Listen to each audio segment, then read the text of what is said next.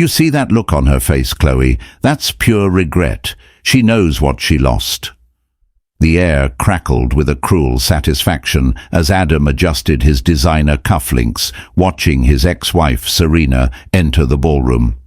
He hadn't invited her out of generosity, but malice. This was his victory lap, designed to be her public, agonizing defeat. He thought he had planned every moment of her humiliation. What he didn't know was that Serena's quiet entrance, the man on her arm, and the calm in her eyes were the prelude to a karmic storm that would shatter his perfect day, exposing every lie and secret he thought was buried forever. Adam stood in the penthouse suite of the city's most exclusive hotel, the scent of expensive bourbon mingling with the fresh lacquer of new mahogany. Below him, the bustling streets of Manhattan looked like a minor backdrop to his grand performance. In 3 days, he would marry Chloe, a woman 10 years his junior, effortlessly gorgeous and, crucially, wealthy in a way that Serena, his ex-wife, never was.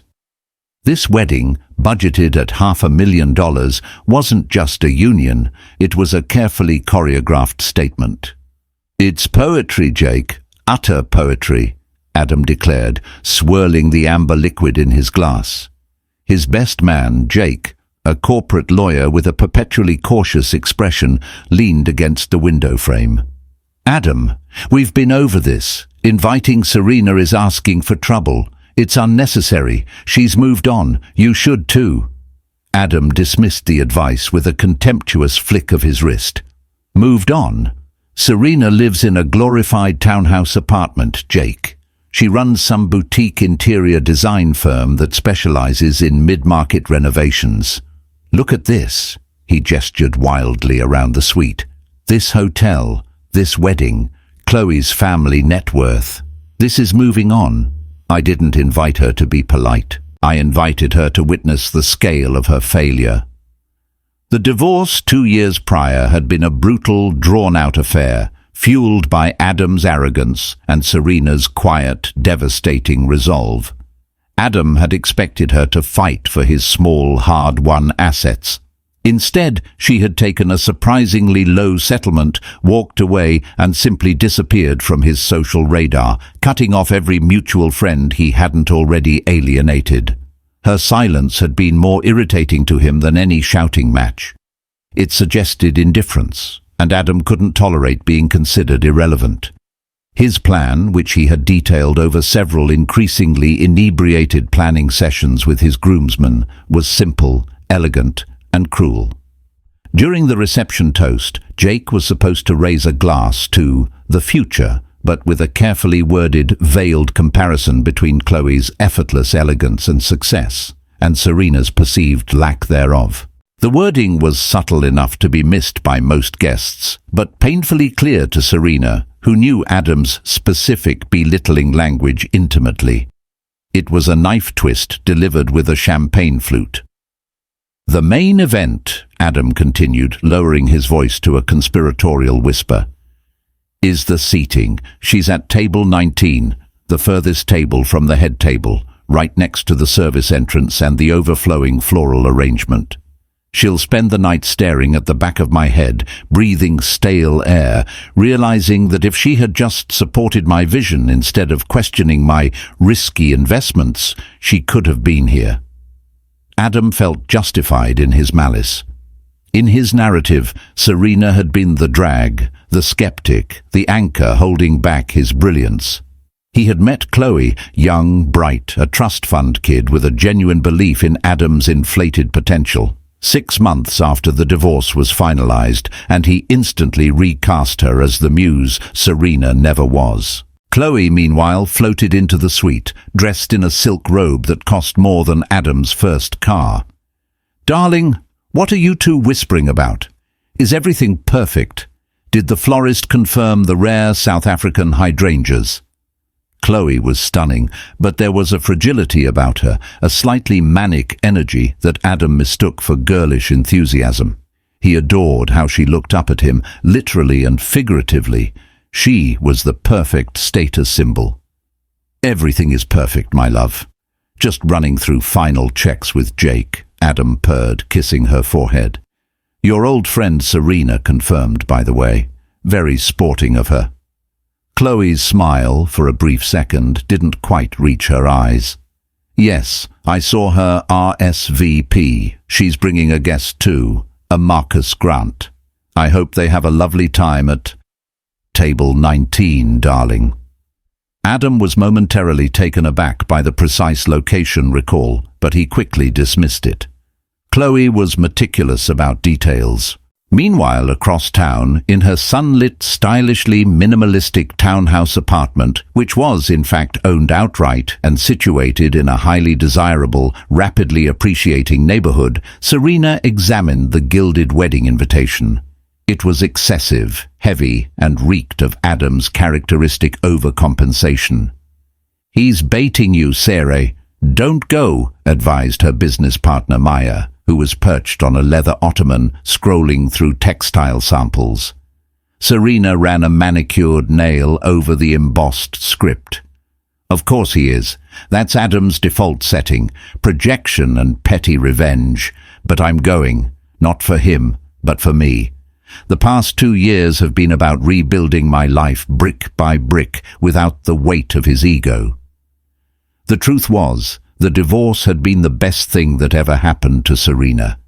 The low settlement wasn't surrender, it was a tactical withdrawal. She had known about Adam's financial instability and his disastrous, unrecoverable crypto investment that he had desperately concealed. By taking the low offer, she ensured the final documents were signed before his house of cards fully collapsed, securing her freedom and a clean start before the creditors came knocking. She had also kept the one asset Adam truly didn't value: her reputation, her quiet work ethic, and her burgeoning business contacts. Marcus is ready, by the way, Maya said, changing the subject. He's genuinely excited to see the look on Adam's face. Serena smiled, a genuine warm smile that had been absent during her marriage to Adam. Marcus is a gentleman and a highly entertaining distraction. He has his own motives for attending, and I have mine. Adam wants an audience for his triumph. He's going to get one, just not the kind he expects. She carefully placed the invitation back into its expensive envelope. She had chosen her outfit, a deep sapphire gown that was elegant, restrained, and perfectly tailored, the antithesis of the loud, attention-grabbing style Adam always preferred. She was not going to overshadow the bride. She was going to radiate quiet, successful indifference, which she knew would needle Adam more than any grand gesture. The wedding day dawned bright and clear. Adam was buzzing with manic energy, barking orders at the wedding planner. He kept picturing the moment Serena would catch his eye, the look of wistful yearning he was convinced she would wear. He had positioned himself perfectly near the altar where his sightlines would allow him to watch her navigate the back corners of the ballroom. As the guests began to filter into the lavish venue, Adam's excitement mounted. He had set the stage for his perfect, passive-aggressive act of revenge. Little did he know, every single element he had planned, the seating, the toast, the sheer extravagance, was about to be weaponized against him, starting with the quiet entrance of his ex-wife. He was so focused on the rearview mirror, he missed the approaching semi-truck. The ceremony itself was a blur of custom vows, flash photography, and Adam's barely concealed impatience. He kept glancing toward the back rows, but Serena, predictably, was nowhere in sight.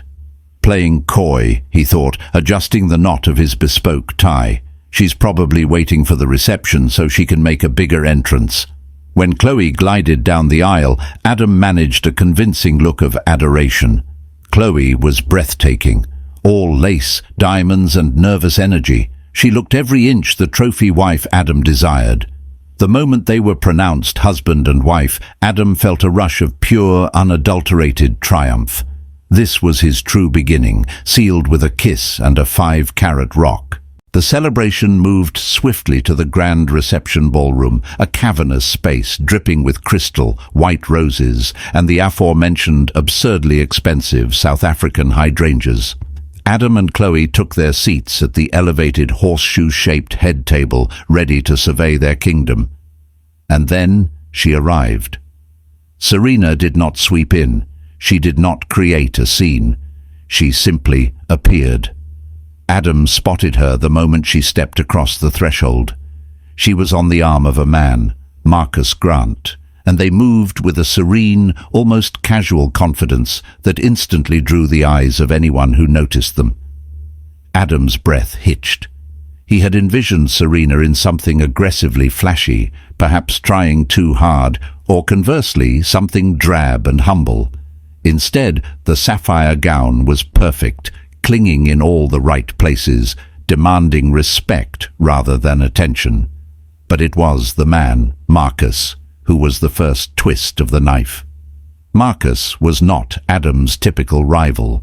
He wasn't loud or preening. He was tall, impeccably dressed in a charcoal suit, and possessed an aura of quiet authority. He moved through the crowd not like a nervous date, but like someone who owned the entire building. His hair was streaked with dignified silver at the temples, and when he smiled at Serena, it was a look of genuine admiration and deep companionship, not the predatory, superficial charm Adam was used to deploying. Adam felt a prickle of genuine discomfort.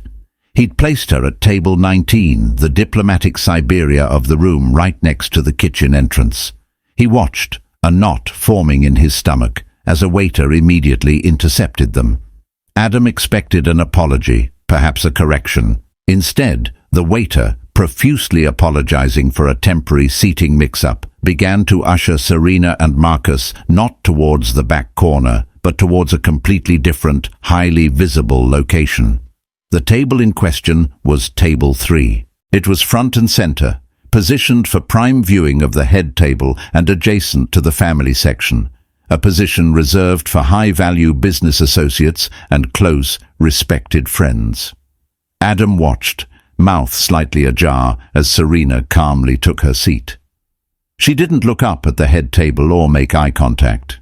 She simply settled in, Marcus pulling out her chair, and the two immediately engaged in a low-voiced conversation, looking utterly relaxed. They were enjoying themselves. They were utterly unbothered by Adam's presence. Adam leaned over to Jake.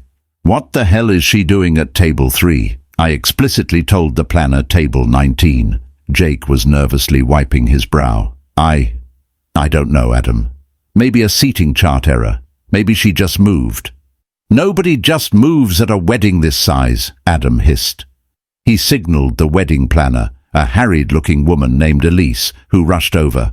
"Elise, table 3, that's my ex-wife. She belongs at 19. Elise's composure seemed to crack.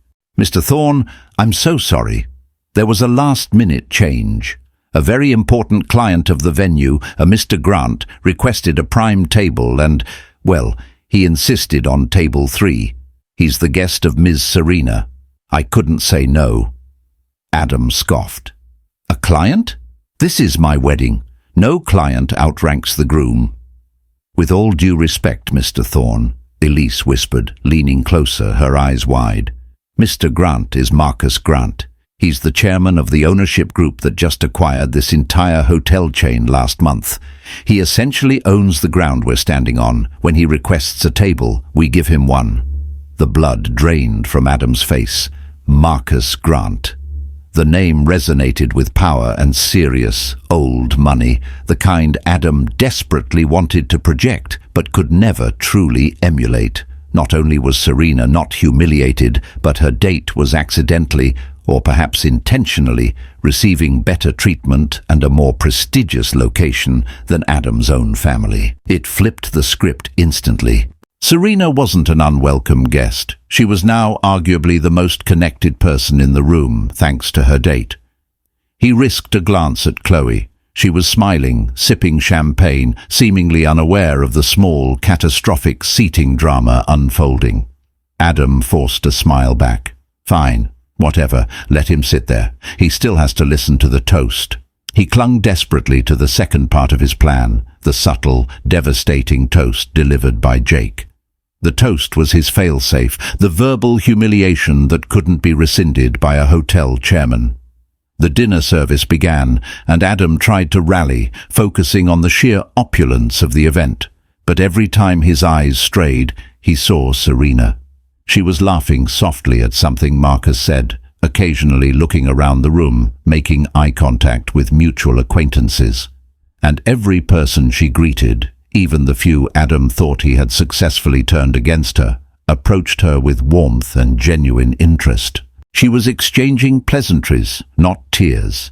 The moment for the toasts arrived. Jake stood up, tapping a sterling silver spoon against his glass.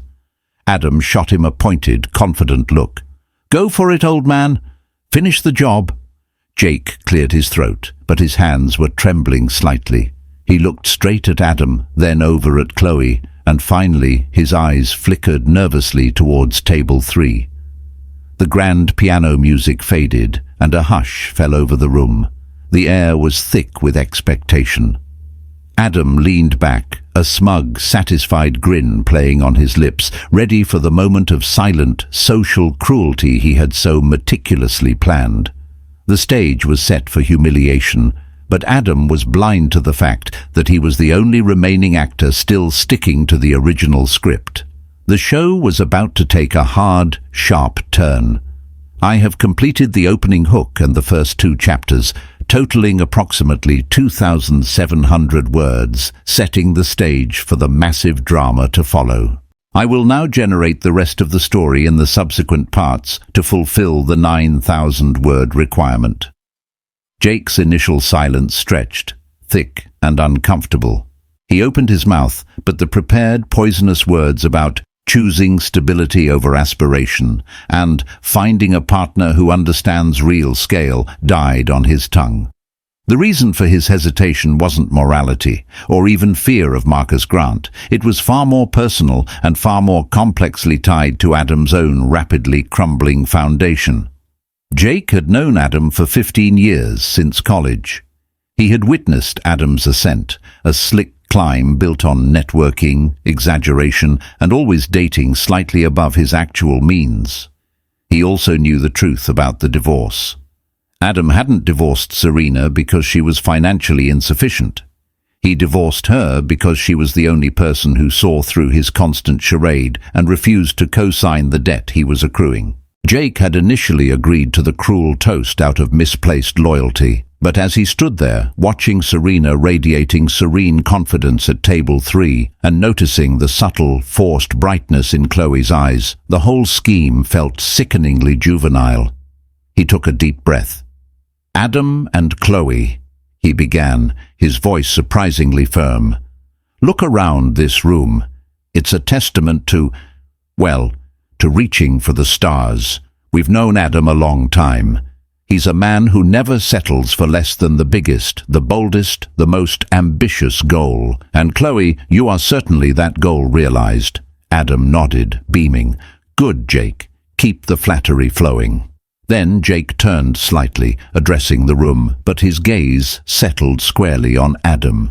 But ambition can be a tricky beast. Sometimes, in the pursuit of the dazzling prize, we forget the real value of what we already have. And sometimes the most important moments of support in our lives aren't defined by the size of a bank account, but by the quiet, tireless efforts of someone who believed in us when we were still starting out. Adam's smile froze. This wasn't the script. This sounded like a eulogy for the old marriage, not a celebration of the new one. He shot Jake a furious look that demanded silence, but Jake ignored it, driven now by a sudden exhilarating sense of freedom. "I remember when Adam was pitching his first big tech idea, the one that really put him on the map 5 years ago," Jake continued, his tone turning reflective. "Adam, you were broke. You had maxed out every card. You were ready to quit. And who was the person who liquidated her small savings, pulled the seed money together, and worked 3 nights straight designing that initial crucial investor deck? That was Serena." A collective intake of breath rippled through the room. Most of Chloe's young, wealthy friends and Adam's new business contacts knew nothing of Serena. They certainly didn't know she was instrumental in the only real success Adam had ever achieved.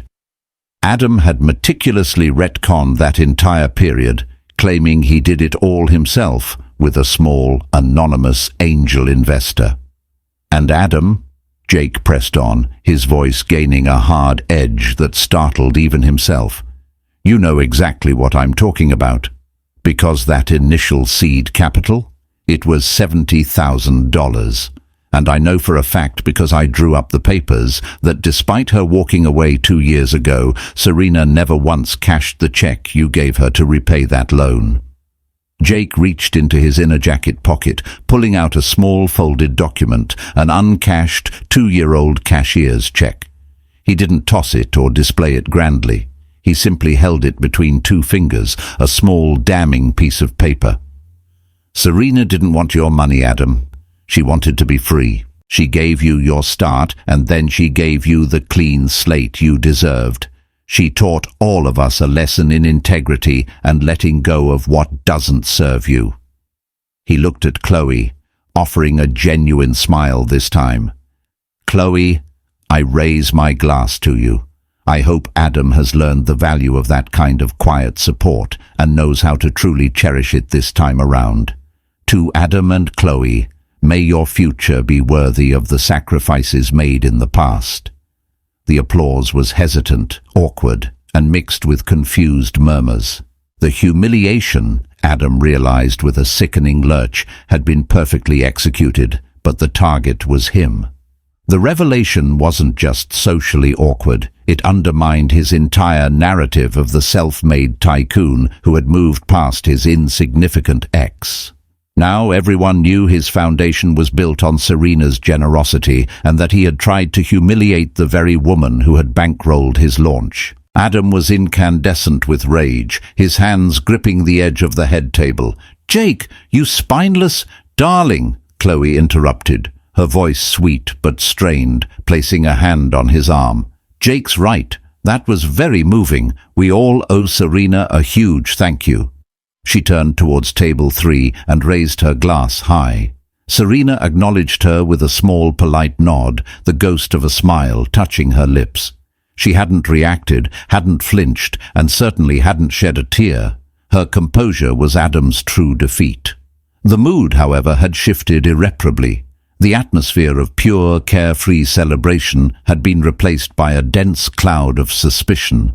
Guests were whispering, and Adam could feel their eyes analyzing the details of his expensive watch and the extravagance of the venue, suddenly comparing it all to the quiet dignity of a $70,000 sacrifice. Adam stood up abruptly. "I need air," he muttered to Chloe, storming away from the table, dragging Jake behind him toward a secluded side room. "What the hell was that, Jake? You ruined it. That was the opposite of the plan." Adam snarled, shoving his best man against the wall. Jake, finally standing up to his old friend, pushed him back. "I saved you, Adam. The plan was idiotic. You wanted to humiliate her, and you would have ended up looking like a narcissistic monster. Besides, I found out something you don't know, something that makes that petty toast irrelevant." Jake lowered his voice further, his face pale. "I ran a background check on Marcus Grant just to be sure. He's not just a hotel owner. He's the majority shareholder in Phoenix Capital. They're the ones who just purchased the distressed assets from your old company's primary creditor. They bought your $700,000 debt, the one you thought you had restructured. Adam, he doesn't just own the hotel. He essentially owns the leash to your future. You humiliate his date. You might as well light your career on fire." Adam staggered backward, the walls of the luxurious hotel room suddenly pressing in on him. This was not just social humiliation. This was a financial threat. The cruel game he started was now being played by someone with infinitely higher stakes and far greater resources, and Serena was sitting right beside him. Adam returned to the head table 5 minutes later, visibly shaken but trying to cloak his panic with a forced, jovial energy. He felt like a deer caught in the headlights, trying to pretend the blinding light was a spotlight for his grand performance. He smiled too wide, laughed too loud, and poured himself another glass of champagne with a shaky hand. Chloe watched him, her expression unreadable. He avoided looking at table 3, focusing instead on his new wife. He needed her wealth, her stability, and her family's connections now more than ever.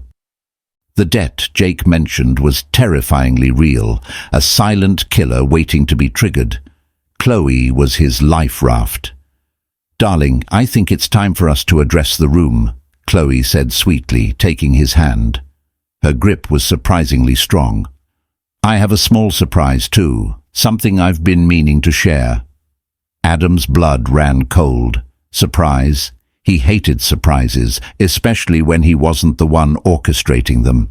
He had assumed his wedding was the apotheosis of his control, but the whole event was quickly spiraling into a series of catastrophic deviations. He stood beside her, forcing his arm around her waist. "Yes, everyone, my beautiful bride has something to say. She's full of wonderful surprises," he announced, the enthusiasm feeling thin and brittle even to his own ears. Chloe smiled, a wide, dazzling smile that felt artificial, almost predatory. She took a moment, letting the entire room focus on her. Her eyes, magnified by her excitement, scanned the guests, finally settling briefly on Serena at table 3, and then back to Adam. "Firstly, thank you all for coming. Adam and I are so excited to begin our life together," she began, her voice clear and carrying. "When I met Adam, I was captivated by his drive, his vision, and his sheer ambition. He spoke endlessly about building an empire, and I believed in that dream." Adam relaxed slightly. "Okay, typical bride speech. A little saccharine, but safe." "But the truth is," Chloe continued, her voice dropping conspiratorially, "as we planned this wedding, I realized something important. The person Adam thinks he is, the ruthless, self-made man, is actually a very carefully curated image. And the person I thought I was marrying, the financial powerhouse, didn't quite line up with the reality." The room was silent. Adam's heart pounded against his ribs. "Chloe, darling, what are you doing?" he whispered fiercely, his grip tightening on her waist. She gently removed his hand, stepping slightly away from him. "I'm telling the truth, Adam, something you haven't been very good at lately." Her eyes narrowed. "The truth is, Adam, the reason this wedding is costing $500,000 is because I insisted on paying for every single cent of it. Not because my family is generous, but because every investment you claimed you were making, the ones you told me were generating massive returns, were in fact bleeding the small allowance my parents set up for me. You told me you were building us a future, but you were actually trying to plug the holes in a sinking ship." She looked down at her enormous diamond ring. "This ring? It's not paid for, Adam. It's on a 6-month lease purchase. The money was routed from my cousin's offshore account to look like a venture capital return. My parents don't even know we're married yet because they wanted a full prenuptial agreement, which you refused to sign." A shockwave of gasps traveled through the room. Adam felt the panic rising into his throat, tasting like bile and bad champagne. His meticulously crafted image, the one that had bought him this expensive second chance, was dissolving live on camera in front of 300 witnesses.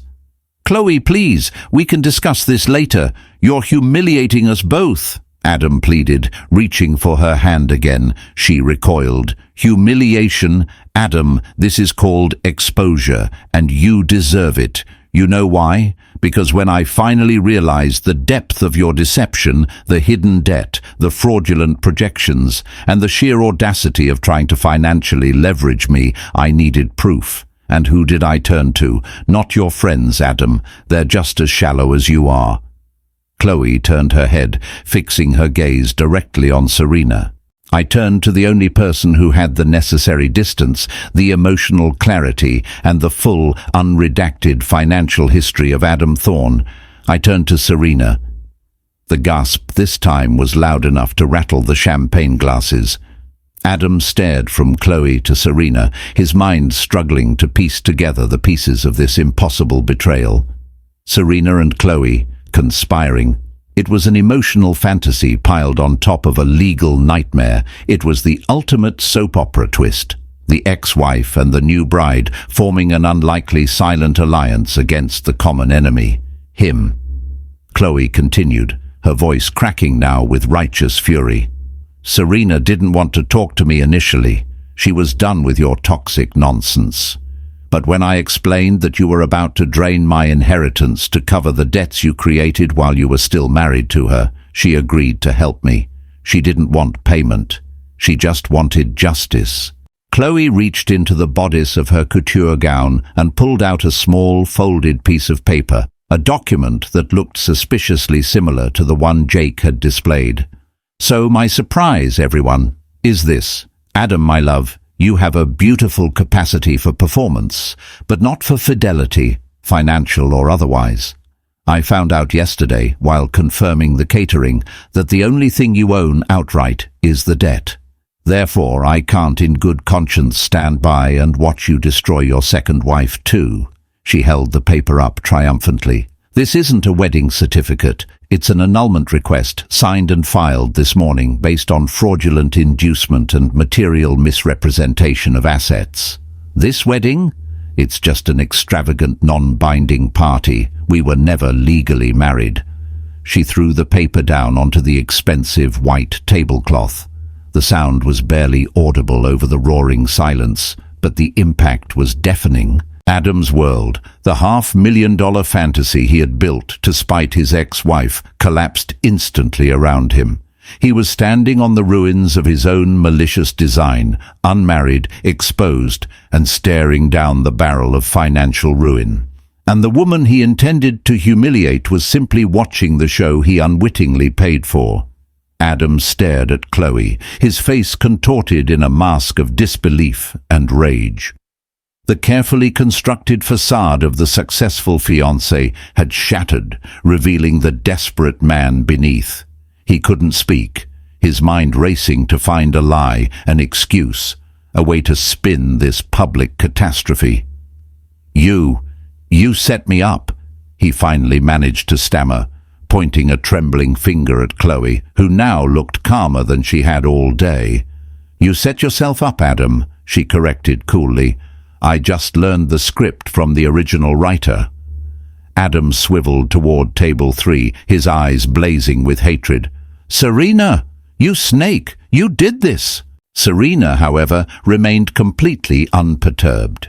She took a slow, delicate sip of her wine, then inclined her head toward Marcus.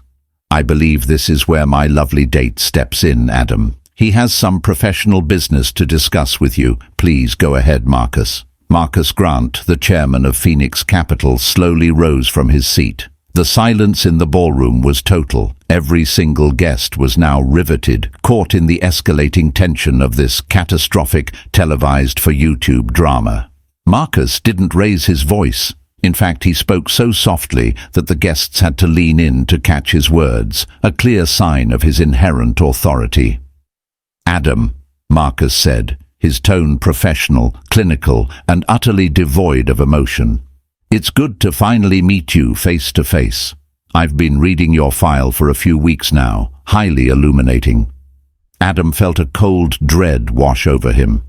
"I don't know what you're talking about, Mr. Grant. My company is solvent. Any rumors of debt restructuring are—" Marcus cut him off with a simple, polite lift of his hand. "Please, let's dispense with the theater.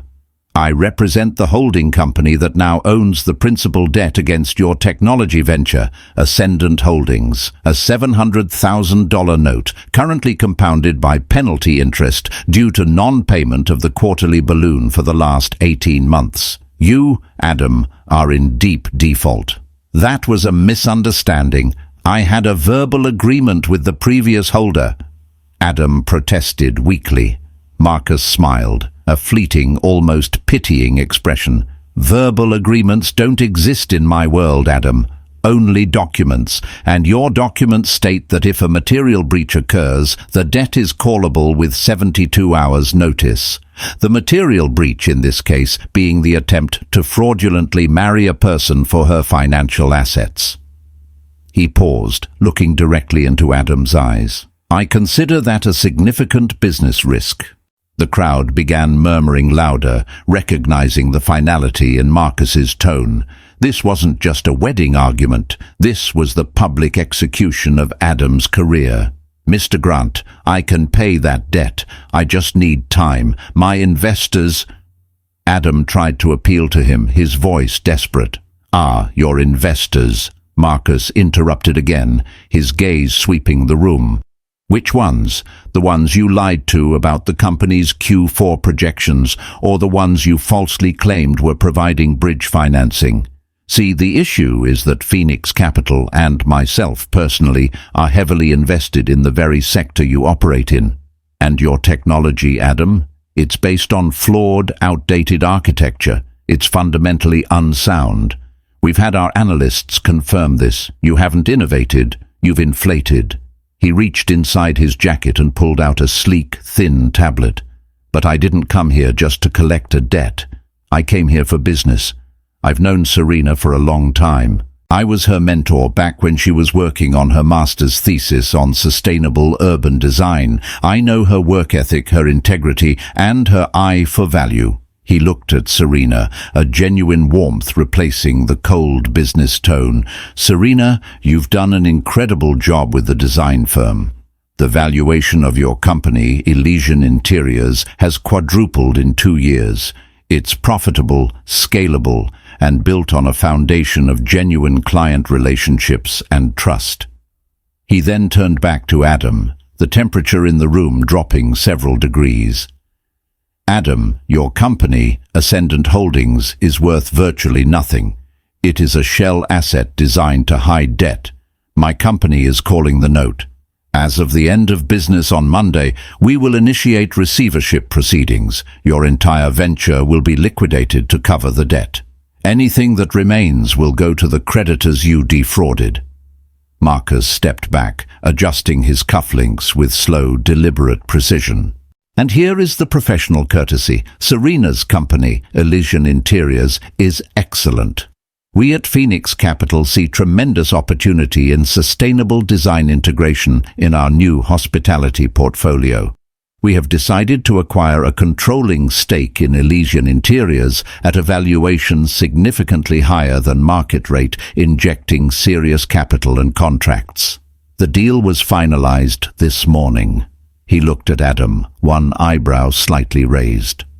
"So, while you are losing everything, Adam, including your fiancé and your facade, Serena is becoming a multi-millionaire with a powerful, supportive partner in Phoenix Capital. She gets the success you always claimed to have, and she achieved it with the same quiet dignity and hard work you always mocked. That, Adam, is hard karma." Adam felt dizzy.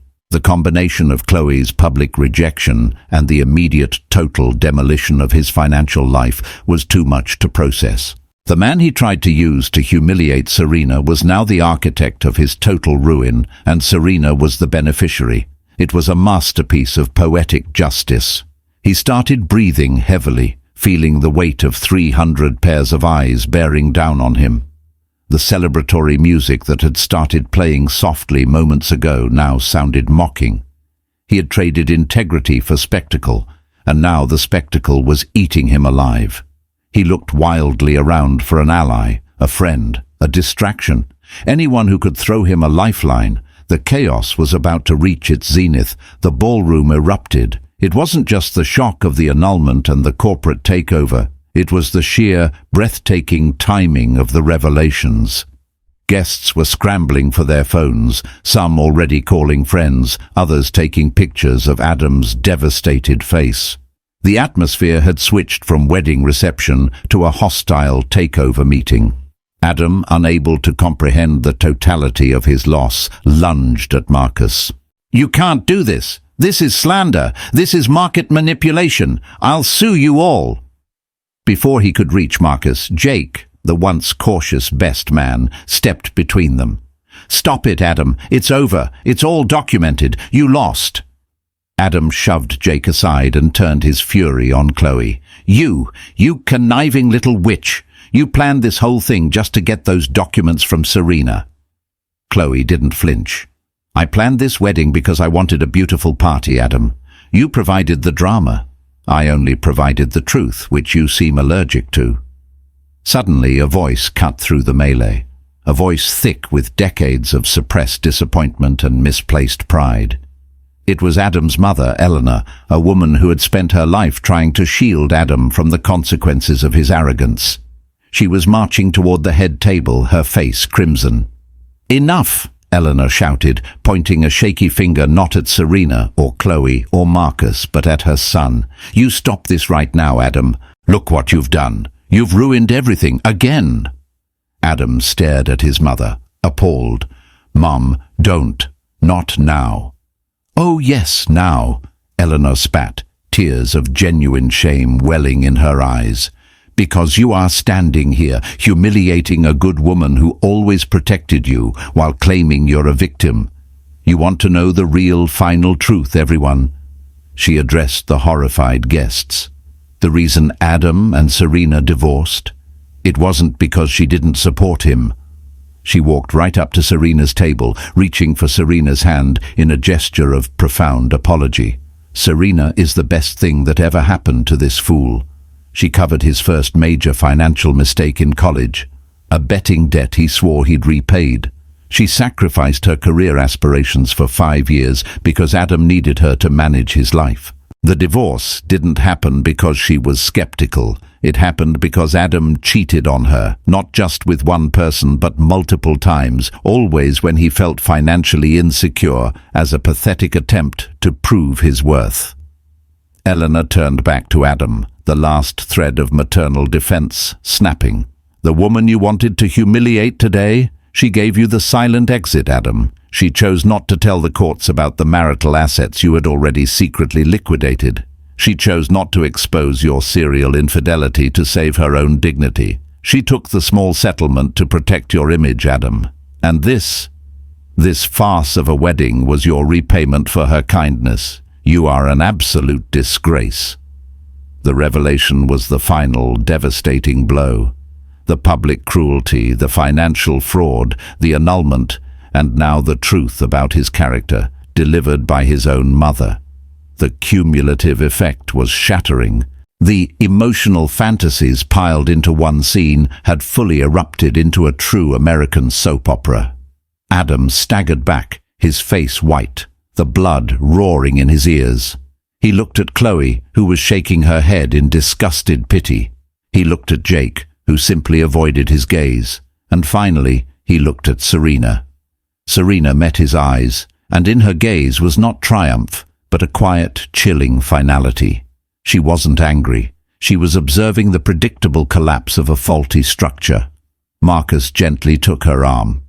"Serena, let's go. Our work here is done." As they stood, preparing to exit, a guest, one of Chloe's cousins, stepped forward and yanked the absurdly large floral centerpiece off table 19, throwing it dramatically onto the ground. The gesture was theatrical and unnecessary, but it served its purpose. The wedding was officially over. The rest of the guests began to stream out, the sound of their chattering whispers echoing in the vast, emptying hall. They weren't leaving the party, they were fleeing a crime scene. Adam, now utterly alone in the wreckage of his $500,000 fiasco, dropped heavily into the chair at the head table. The camera flashes were gone, replaced by the relentless, humiliating silence. He looked down at the paper Chloe had thrown, the annulment request. It was real. The wedding planner, Elise, appeared looking grim. "Mr. Thorne, since the ceremony was non-binding and the reception is dissolving, the venue management insists on immediate payment for the balance of the contract. The contract holder is Mr. Grant's acquisition firm, but since Mrs. Chloe has annulled the contract, you are now personally responsible for the remaining $350,000. "I don't have it," Adam whispered, his voice hoarse. "Then I suggest you speak to Mr. Grant before Monday," Elise said flatly. "Because you now have a $350,000 hotel debt on top of the $700,000 corporate debt. Congratulations, Mr. Thorne. You are officially bankrupt." Adam looked up at the crystal chandelier, the light now feeling oppressive rather than glorious. He had invited his ex-wife to watch him win. Instead, she had watched him lose everything and then quietly walked off with the entire game board. 2 months later. Adam Thorne was not answering calls. He was living in a sparsely furnished rented apartment in a less than desirable part of the city. The penthouse, the yacht club membership, the sports car, all gone. The receivership process had been swift and brutal. Phoenix Capital, under Marcus Grant's cold, efficient direction, had stripped Ascendant Holdings down to the bare metal, recovering all available assets to satisfy the major creditors. Adam tried to rally his old network, the men who had clapped him on the back and praised his hustle. But the story of the wedding, dubbed on social media as the annulment apocalypse, had gone viral within their elite circles. His toxic combination of financial duplicity and public cruelty made him untouchable. No one wanted to invest in or even be associated with the man whose ex-wife and almost wife publicly dismantled him on his own wedding day. He spent his days scrolling through financial news, seeking some glimmer of hope, but found only confirmations of his downfall. His name was now a footnote in articles about corporate governance and the dangers of inflated startup valuations. One afternoon, staring blankly at his laptop screen, a news alert popped up. Phoenix Capital announces major investment in sustainable design, taps Chloe Maxwell for VP of Strategy. Adam choked on his instant coffee. Chloe, working for Marcus Grant. He clicked the link, reading the official press release. It wasn't just Chloe joining Marcus's company. She was taking a high-profile role, leveraging her family's connections and her business acumen, the same acumen Adam had dismissed, to manage a new sustainability division that would directly integrate with the newly acquired Elysian Interiors. The article included a celebratory photo. It showed Marcus, Chloe and Serena, all three smiling, professional and successful. Serena, as the CEO of Elysian, looked radiant and empowered, standing between her powerful investor and her new high-level colleague. They looked less like former adversaries and more like a formidable corporate triumvirate. Adam slammed the laptop shut. He realized the full depth of the karma. His malice hadn't just backfired, it had created a powerful, lucrative alliance between the two women he had most betrayed. Serena had not only achieved financial security far exceeding what she had during their marriage, but she had done so with the support of the very people he had tried to impress and deceive. Chloe had not lost her inheritance. She had invested it wisely, not in Adam, but in her own future, ultimately joining the powerful firm that now owned Adam's debt. A week later, Adam received a final package. A thick envelope containing the last remaining piece of his past. It was a formal notification from Marcus Grant's legal team detailing the closure of the receivership. Attached to it was a personal note from Serena, typed on Elysian Interiors' elegant stationery. Adam, I've enclosed the final liquidation documents. The good news is that the sale of the remaining assets, including the lease on your office furniture, covered the final hotel debt.